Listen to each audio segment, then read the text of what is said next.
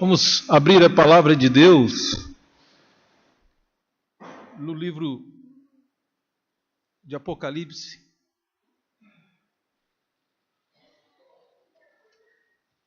capítulo de número 21.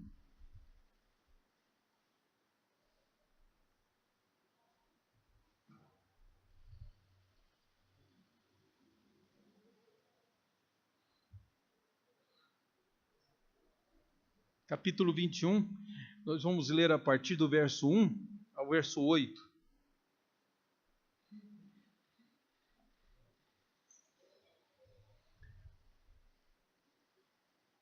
Assim diz a palavra de Deus: Vi novo céu e nova terra, pois o primeiro céu e a primeira terra passaram, e o mar já não existe. Vi também a cidade santa, Nova Jerusalém, que descia do céu, da parte de Deus, ataviada como noiva, adornada para seu esposo. Então ouvi grande voz vinda do trono, dizendo: Eis o tabernáculo de Deus com os homens. Deus habitará com eles, eles serão povos de Deus, e o mesmo Deus estará com eles. E lhes enxugará dos olhos toda lágrima, e a morte já não existirá, já não haverá luto, nem pranto, nem dor, porque as primeiras coisas passaram. E aquele que está sentado no trono disse: Eis que faço novas todas as coisas. E acrescentou: Escreve, porque estas palavras são fiéis e verdadeiras. Disse-me ainda, tudo está feito. Eu sou o Alfa e o Ômega, o princípio e o fim. Eu, a quem tem sede, darei de graça da fonte da água da vida. O vencedor herdará essas coisas, eu lhe serei Deus, e ele me será filho. Quanto, porém, aos covardes, aos incrédulos, aos abomináveis, aos assassinos, aos impuros, aos feiticeiros, aos idólatras e a todos os mentirosos, a parte que lhes cabe será no lago que arde com fogo e enxofre, a saber, a segunda morte. Vamos orar ao Senhor. Pai Santo, pedimos a iluminação do Senhor sobre nós, para que os nossos olhos vejam aquilo que normalmente não veriam. Que a nossa mente perceba, Senhor Deus, as coisas que o Senhor nos revela e que nos abre o coração, o entendimento, para que vivamos, Senhor Deus, sob viva esperança, sejamos movidos por ela, de sabermos que um dia encontraremos o Senhor Jesus face a face. Por isso nós te agradecemos, tua imensa bondade, e pedimos que o Senhor encha, Senhor Deus, cada coração da tua palavra, e não obstante sermos pecadores, fala por nós e fala também, Senhor Deus, para nós. Precisamos do teu cuidado, da tua direção, eu te oramos em nome de Jesus. Amém. Amados, nós temos duas passagens clássicas que falam sobre o novo céu e a nova terra. E nós temos alguma diferença na descrição desse novo céu e da nova terra. Nós temos aquela descrição que Isaías nos faz, no capítulo 65, que nós lemos na leitura devocional, e esta que João coloca. Uma revelação que Jesus lhe deu. Na verdade, João está sob muita angústia e preocupado com as igrejas que ele havia deixado por causa do seu exílio na ilha de Patmos. Então, o livro de Apocalipse, mais do que ser um livro curioso para nós, algum livro peculiar que nos desperta, todos esses aspectos podem acontecer, mas o principal propósito de Apocalipse é consolar o coração de uma igreja perseguida, é reanimar aqueles que se encontram desanimados, nos fazendo ver a grandeza e a superioridade do que é ter uma vida com Jesus, de ter uma aliança com o Senhor Jesus. E sendo desse aspecto também, Jesus então nos faz uma revelação a respeito do novo céu e da nova terra, que são descritos, na verdade, a partir do verso 9 até praticamente o fim do livro, você tem sendo descrito um novo céu e uma nova terra. Aqui nós temos a descrição da descida de Jerusalém. Alguns aspectos importantes para que nos lembremos. Aquele que estava sentado no trono, quando os homens foram ressuscitados, aquele que estava sentado no trono branco, diante de quem os livros foram abertos, permanece sentado no trono. Ele permanece ainda no julgamento e no governo de todas as coisas. Duas vezes citados aqui, nesse trecho que lemos, nos é dito duas vezes aquele que está sentado no trono. Ele é definitivamente o rei sobre todos nós. Mas por que que as descrições, elas parecem um pouco diferentes? Não é que elas sejam diferentes. Aos judeus foi revelado parte, como Paulo disse, vemos como hoje temos profecias, e por isso nós vemos como por um espelho. Eu quero que os irmãos se lembrem que o espelho da época de Paulo não era como o nosso, que é feito de vidro, e que você tem uma imagem praticamente perfeita daquilo que está diante do espelho. O espelho da época do apóstolo Paulo era, na verdade, uma placa de bronze que era polido ao extremo para ficar o mais brilhante possível. Então, por mais que ele refletisse o que estava à volta, ainda assim o espelho refletia penumbras, né? A gente via vultos. Não dá realmente para se comparar. Então, ao povo antigo, ao povo do Antigo Testamento, Deus ia lhe dando, conforme seu entendimento era possível, ia lhe dando lições. Só que à medida que as outras gerações iam vindo, o povo podia receber lições mais pesadas.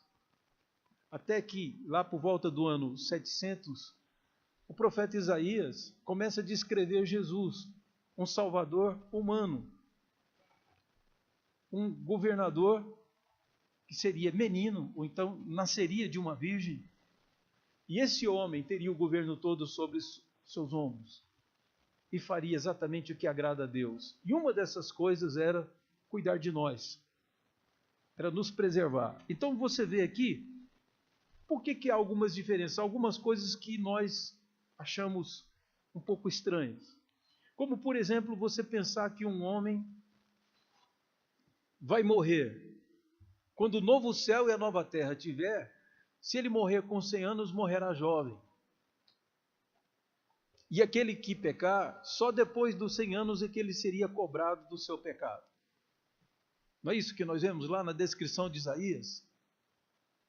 É interessante, queridos, que os pregadores de hoje, especialmente os pregadores da prosperidade, não conseguem enxergar a diferença e a progressão na revelação. A lei do Antigo Testamento, e eu desafio a qualquer irmão a me achar isso, onde existe na lei que se você cumprir a lei você tem vida eterna?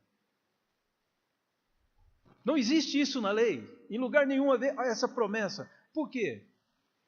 Na primeira aliança, queridos, foi estabelecido exatamente aquilo que as pessoas podiam enxergar. Na medida que esse pensamento amadurece, podem vir coisas mais profundas. Então eu não tenho dúvida que Deus tinha promessas para Davi, de vida eterna, para Davi. Dá para ver isso nas Escrituras. Para Moisés e para o povo das épocas desses homens. Mas a questão é que a lei promete bênçãos terrenas. Então todo esse pessoal que prega prosperidade e tal, e usa textos do Antigo Testamento, eis que te pus por cabeça e não por cauda, e vão pegando e fazendo uma verdadeira salada com textos da Bíblia, sem verificar o objetivo. A lei, queridos, e a antiga aliança, ela nos propõe fartura. Jesus nos propõe plenitude. Se as pessoas do Antigo Testamento é prometido que eles terão uma casa e poderão plantar nas suas terras, para nós Jesus diz que nós herdaremos a terra. O apóstolo Paulo chega a dizer aos coríntios para que parem de brigar por coisa boba. Tudo já é de vocês. Ponham fim às contendas. Vocês estão disputando o quê? Tudo é de vocês. Paulo, Apolo, a vida, a morte, tudo é de vocês. E vocês são de Cristo, e Cristo é de Deus. Então, se o Antigo Testamento ele nos abre o vislumbre para que seremos abençoados se tivermos uma aliança com o Senhor e teremos uma vida com fartura, o Novo Testamento nos promete que teremos tudo, que tudo vai ser nosso. Os mansos herdarão a terra, disse Jesus, se referindo à sua igreja.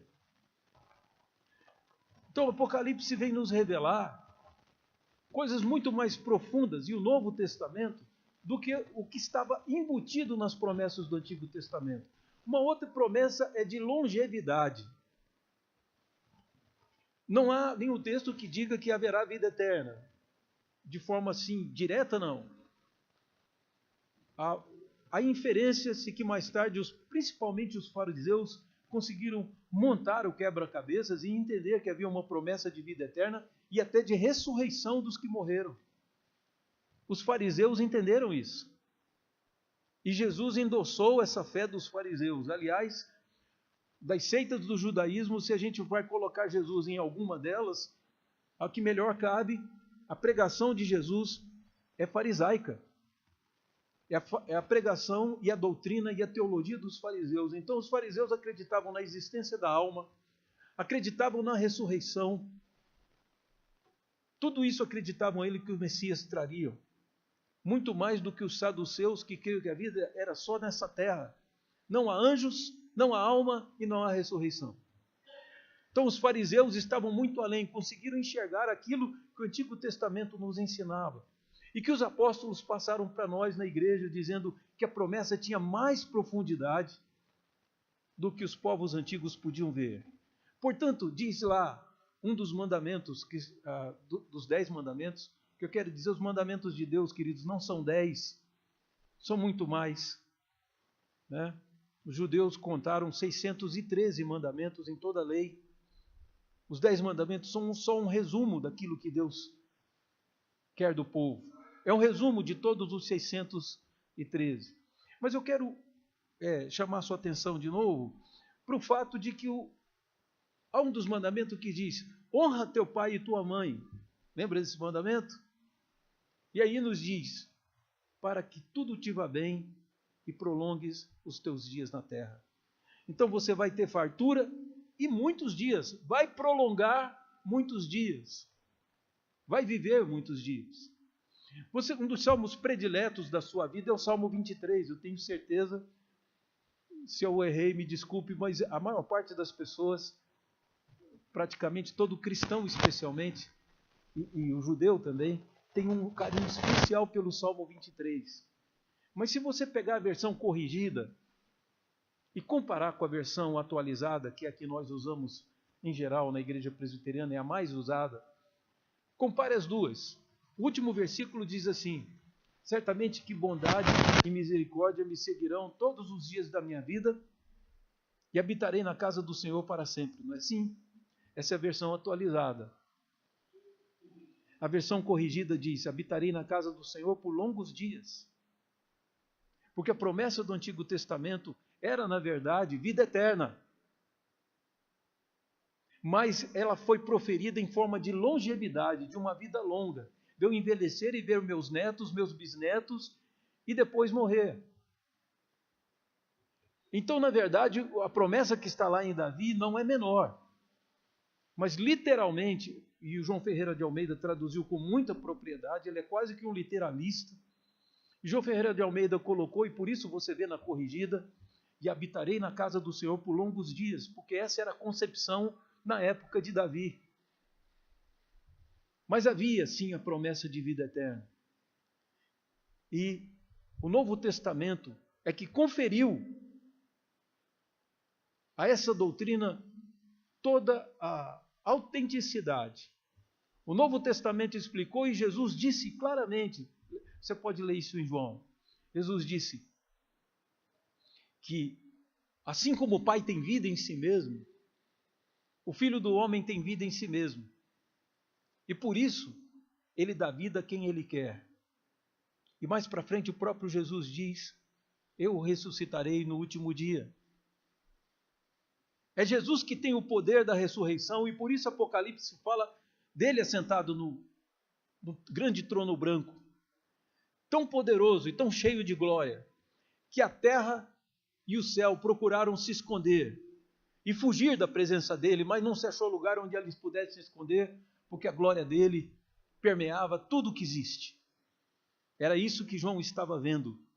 E não se achou lugar para eles, a terra e o mar, tudo o que existe, se dobrando diante de Jesus.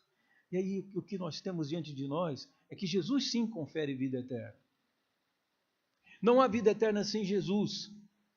Quando qualquer hebreu era perdoado, quando um cordeiro era imolado, meus irmãos, quando isso acontecia, o cordeiro no máximo teria poder para lavar pecado de algum outro cordeiro, de alguma ovelha.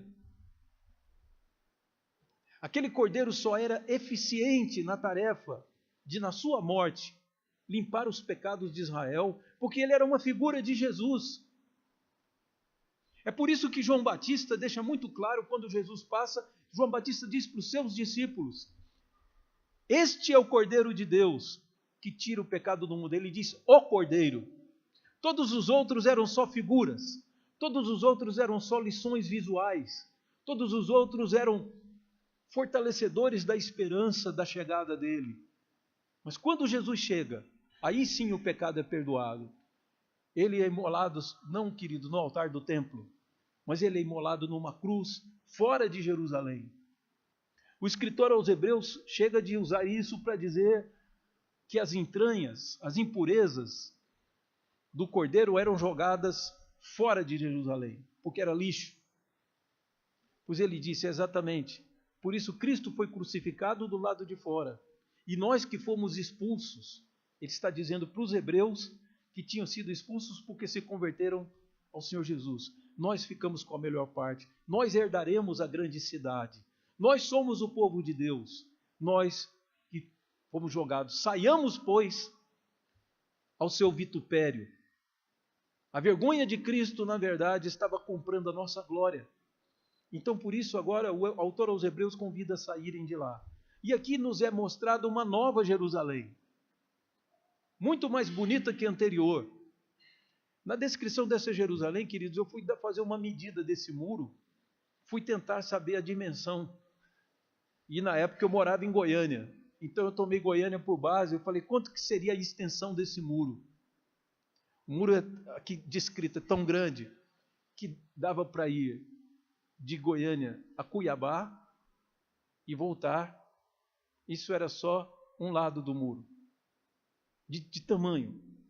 São 1.000 quilômetros, na verdade, de Goiânia, são 990 quilômetros de Goiânia a Cuiabá. Daqui de Botucatu lá é parecido, são 870 quilômetros, uma coisa assim, ou 770. Então o muro é tão comprido que ele dá praticamente 4 vezes, ou o dobro, desculpem, ou 2 vezes a distância daqui a Brasília. Por irmão ter ideia do tamanho do muro. Se nós formos descrever as outras coisas, a riqueza, nós falamos até agora de tamanhos, de dimensões extraordinárias dessa cidade que descia do céu. Mas se você olhar também, beleza, riqueza, as paredes são de pedras preciosas. Os irmãos, as ruas são calçadas com paralelepípedos de ouro. E vai por aí. Se pensarmos em tudo isso, isso nos está guardado. E o Senhor acolhe os seus, aqueles que creram no seu nome. O Senhor lhes enxuga dos olhos toda lágrima. É interessante o reverendo Eber, que está escrevendo alguma coisa a respeito das promessas dos céus, coisas desse tipo. Segundo o que a gente ouviu falar, já deu 7 livros, está indo para o 7º livro já, a descrição das passagens da Bíblia. E o reverendo Heber Carlos faz uma seguinte pergunta, interessante. Que lágrimas são essas que o povo chora? É improvável que sejam lágrimas de tristeza, porque nós estamos indo e sendo promovidos para algo muito especial. É também improvável que sejam lágrimas de alegria, porque essas lágrimas não precisam ser enxugadas, queridos. Quando eu choro de alegria, eu não preciso de consolo. O consolo vai vir à medida que o choro passa, porque a alegria é muito grande. Então o choro de alegria ele é muito bem-vindo, ele não é um problema. Que lágrimas são essas que o Senhor vai enxugar do seu rosto? Para que nunca mais esteja no seu rosto. Então a proposta de um dos nossos bons teólogos que temos na Igreja Presbiteriana e no Brasil, o reverendo Heber Carlos, é que essa lágrima vai ser alguma lágrima de desespero. Porque quando contemplarmos o quanto o Senhor é bom, quando contemplarmos tudo o que Ele vai nos dar, e vimos Jesus face a face, aquele que morreu na cruz por nós, vai ser impossível que o nosso coração não se doa de dizer: eu podia ter feito muito mais pela causa dele. Eu negligenciei o tempo que me foi dado e não glorifiquei Jesus como eu podia. Eu pequei contra esse Senhor Jesus e olha o que Ele está me dando. É algo tão esplêndido diante desses olhos que é um choro de arrependimento. Arrependimento porque vivemos como cegos, como animais brutos, criando problema, às vezes criando problema dentro da própria igreja de Deus, atrapalhando o progresso, como que opositores do próprio Espírito Santo, só por vaidades, para que eu de alguma forma mostre o quanto eu sou especial. E aí quando Jesus vier, nós vamos ver que a glória que nós precisávamos não era nossa própria, não é aqueles aplausos do mundo ou de homens, é a glória dele. Porque está escrito já, o apóstolo Paulo já disse isso, porque todos pecaram e destituídos estão da glória de Deus, ou carecem da glória de Deus. Não é da glória dos homens que você carece. E por isso, por graça, por misericórdia, pela sua extrema bondade, inexplicável bondade do Senhor Jesus, enquanto choramos, Ele se aproxima e enxuga do nosso rosto toda lágrima. E é exatamente, queridos, com esse direcionamento que nós devemos ver. O melhor Deus está guardando para nós.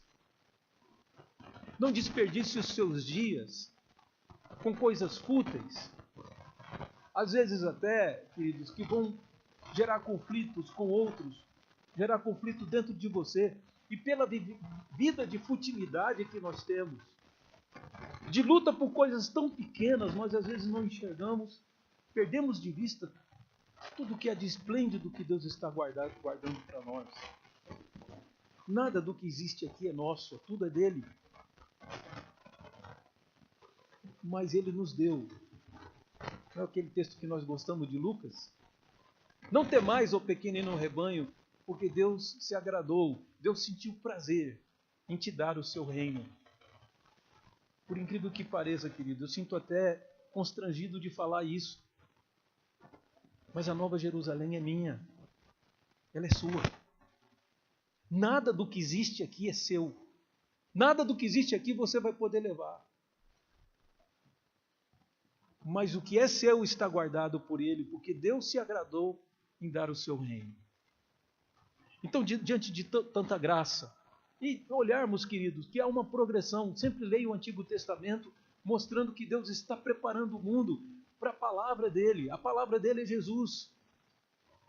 É aquele que se assenta no trono, é aquele que é a ressurreição e a vida, é aquele que decide quem entra no céu e quem não entra. Esse Jesus é a suprema glória, é a expressão exata do ser de Deus. O Antigo Testamento, ele vem numa preparação para que você entenda o reino. E nessa perspectiva, observe isso.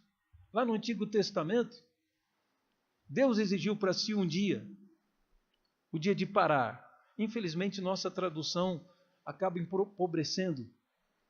Nós fomos pelo som da palavra e não pela sua tradução. E diz, guardarás o sábado. Essa tradução está errada, porque jamais um inglês poderia dizer, guardará o dia de Saturno. Nós é que nosso som parece com o judaico, aí colocaram guardarás o sábado, mas não é, a palavra que está ali, guardarás a cessação, a interrupção. Você vem em 6 dias de trabalho e aí você interrompe para entregar um dia para o Senhor. Mas isso era o que foi dito no Antigo Testamento. No Novo Testamento, fica claro para nós que todos os dias são do Senhor. Os dias de trabalho, os dias de descanso, todos eles são do Senhor. Lá no Antigo Testamento, 10% do que o homem levantava era do Senhor. No Novo Testamento, nós percebemos que 100% é do Senhor. Lá no Antigo Testamento, estabeleceu um mínimo. Ama teu próximo como você ama a si mesmo. Mas Jesus diz aos seus discípulos, um novo mandamento vos dou, que vocês se amem como eu vos tenho amado. Então fomos chamados para muito mais do que os nossos olhos podem ver. Portanto, precisávamos fazer muito mais do que estamos fazendo. Ser igreja é uma glória tão sublime que os nossos olhos não podem captar. E por não poder captar, nós nivelamos, nós avaliamos por baixo. E alguns consideram como peso participar. Alguns consideram como uma obrigação. Mas até esses serão recompensados. Cabe ainda dizer, queridos, no verso 8, diz, já que no 7 diz que o vencedor herdará essas coisas, os que herdarão os que não vencerem. Os que não vencerem o pecado. Os que não lançarem mão desse grande instrumento que Deus nos deu, que é a igreja, que é a Bíblia, que são nossos irmãos que podem nos exortar e ser instrumento de Deus para a nossa santificação. Quem negligenciou isso? O que vai acontecer com ele? Certamente ele não vai vencer o pecado. Ele não tem controle sobre os seus atos, sobre suas palavras, sobre seus pensamentos. Por isso ele pode vir a negar a Cristo, viver de forma vergonhosa. Então por isso no verso 8 diz, quanto porém aos covardes, aos incrédulos, aos abomináveis, aos assassinos, aos impuros, e a palavra, possivelmente aqui a palavra é pornel, de onde vem a palavra pornografia e prostituição. Aos impuros, aos feiticeiros, aos idólatras e a todos os mentirosos, a parte que lhes cabe será no lago que arde com fogo e enxofre, a saber, a segunda morte. Não é um texto agradável, mas é um texto necessário. De sabermos que nem todos entrarão. É daí que entendemos que Jesus disse que Deus amou o mundo, a referência é que Ele amou o cosmos, Ele amou toda a sua criação. Por isso Ele elegeu alguns homens para que habitem o novo céu e a nova terra. Ele pessoalmente elegeu, que são os que creem. Deus amou o mundo. Se o mundo ali fosse humanidade, Deus teria salvado toda a humanidade. Deus nunca se frustra em um plano ou um decreto seu. Mas Deus amou o cosmos. Ele amou a sua criação. Ele tem um pacto com a criação e o mediador desse pacto é o homem. Por isso ele escolheu os eleitos, a sua igreja, para serem os habitantes do novo céu e da nova terra. E daí, queridos, é importante que digamos que nem todos herdarão. E eu quero encerrar contando uma dessas preocupações, às vezes, que nós, como membros da igreja, temos de querer enquadrar Deus e mudar Deus. De alguma forma, Deus se revela nas Escrituras. Ou a gente muda a interpretação do texto, ou a gente tenta mudar Deus, provar para Deus que Ele está sendo injusto. E as duas atitudes são extremamente erradas e perigosas. Tanto tentar mudar as Escrituras, como tentar fazer Deus ser perfeito como nós somos perfeitos. esse tipo de perfeição é completamente dispensável, tanto para Deus quanto para nós. Mas eu me lembro que eu passei um dia na porta de uma sala de escola dominical e tinha um seminarista dando aula, meu tutelado, estava dando aula para a turma e a aula era exatamente sobre predestinação. E aí, quando ele me viu, foi um alívio, porque as salas todas tinham ido embora, a minha sala terminou a aula e eles estavam lá, a mocidade presa, porque tinha um nó que não desatava, que era uma tal de predestinação lá. Quando o aluno, o expedito, lá da Igreja Presbiteriana do Novo Horizonte, me viu, falou: "Ô, pastor, que bom que o senhor veio, vem responder essa pergunta." E me pôs lá no meio da sala e ele se aliviou, porque ele não estava conseguindo convencer. E tinha uma moça da igreja muito inteligente, né, que até hoje ainda serve muito a Deus na causa, mas ela estava com um problema seríssimo. Falou: "Não, pastor, o que eu expressei para o expedito que eu acho uma injustiça de Deus. Por que ele me elegeu e me salvou e não salva meu vizinho, que não é crente? Por que é uma injustiça? Por que Deus me salva e não salva meu vizinho?" A aula já tinha terminado, o tempo da aula, eu não queria estender demais. Respondi para minha irmãzinha, disse assim: "Querida, você já viu um texto na Bíblia? Muitos serão chamados e poucos escolhidos." Falou: "Já." "Pois é, o que o expedito está dizendo isso. Você já chamou alguma vez o seu vizinho para vir à igreja? Você já foi na casa do seu vizinho falar que Jesus o ama e que ele pode ser salvo em Cristo se ele crer no Evangelho e na Bíblia?" Ela falou: "Não, pastor." Falei: "Então, minha filha, lembra disso. Muitos serão chamados." Quem é que chama muitos? O chamado externo, um chamado que pode ser recusado. A teologia diz que a igreja é que tem esse papel. Quem é que escolhe os poucos? Ela falou: "Deus." Falei: "Então faz o seu papel. Vai chamar os muitos e deixa Deus escolher os deles." Nós queremos falar da injustiça de Deus quando nós não pregamos o Evangelho. Quer corrigir essa injustiça? Vai lá falar para as pessoas, vai viver, ora, diga: "Senhor, me mostra uma forma de eu trazer essa pessoa para o Evangelho." Eleja ela como alvo das suas orações, porque quem converte é Deus mesmo, não somos nós. Então, vai chamar os muitos. Que a Igreja Monte Sião esteja chamando muitos para o Evangelho, para se encontrarem e conhecer Jesus, porque Ele é que escolhe os poucos. O problema é que a gente quer pôr Deus para evangelizar e nós queremos escolher. Então, graças ao Senhor, porque Ele cumprirá o seu plano perfeito, independente de quanto de alegria isso nos traz hoje. Mas um dia teremos a mente de Cristo. E eu sei que o dia que tivermos a mente de Cristo, olharemos toda a história, olharemos para as pessoas sendo levadas para o lago de fogo e dizer: "Senhor, o Senhor é maravilhoso, o Senhor é perfeito. O Senhor sempre esteve certo e eu errado." Que Deus nos abençoe e que entendamos a grandeza de tudo que nos foi prometido. O reino dos céus é para você. Deus fez para você estar preparado antes da fundação do mundo, segundo Mateus 25. Vamos ficar de pé, queridos?